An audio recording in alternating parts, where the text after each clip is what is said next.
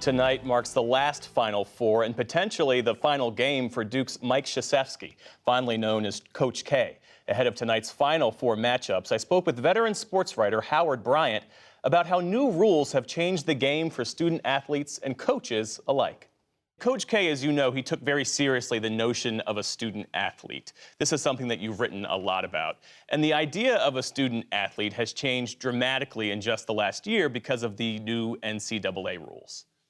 Well, he took the notion of a student athlete seriously until it was very, very clear that the game of being a student athlete was no longer the game that he had once mastered. That Mike Krzyzewski, along with every other coach, once it became very, very clear that the very best players were not going to stay 2 years, never mind 4 years anymore, then Coach K adapted the same way the rest of them adapted. Remember back 20 years ago, they were talking about Kentucky and John Calipari and some of the more dastardly coaches exploiting the one-and-done rule. And then it became the norm. And even coaches like Mike Krzyzewski had to get along and deal with it if they were going to get the best players and stay relevant. You talk about the one-and-done dilemma.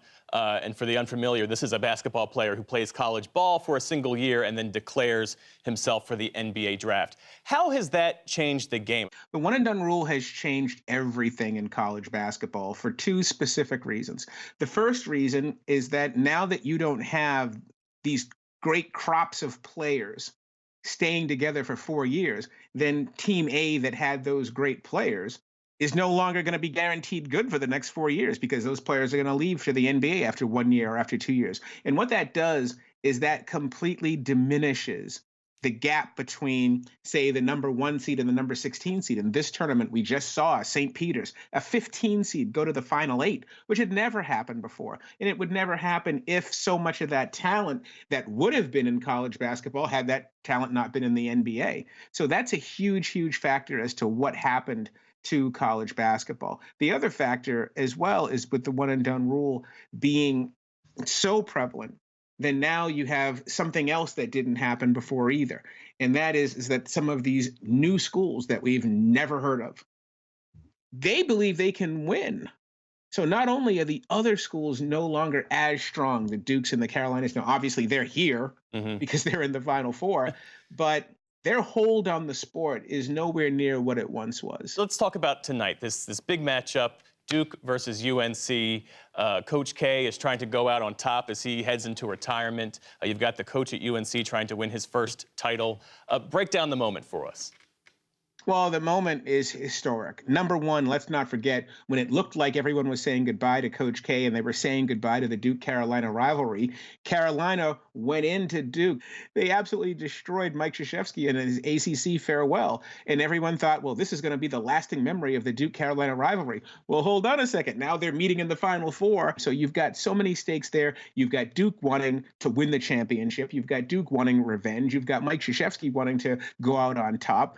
And that hasn't really happened at his level since John Wooden in 1975 wins 10 national championships and goes out on top, winning his last one. And so that would be an amazing storyline. On the other hand, you've got Carolina as an 8 seed, and wouldn't they like to go win another championship as well? So you've got that with this matchup. And then on the other side of it, you've got another blue blood, Kansas, trying to win yet another championship. Yeah. And then you've got Jay Wright with Villanova. And Villanova is a terrific team that has really, over the last 15 years, just escaped the shadow of the old Big East. Remember, Villanova won the championship in 1985. They beat Georgetown. They were the great Cinderella story.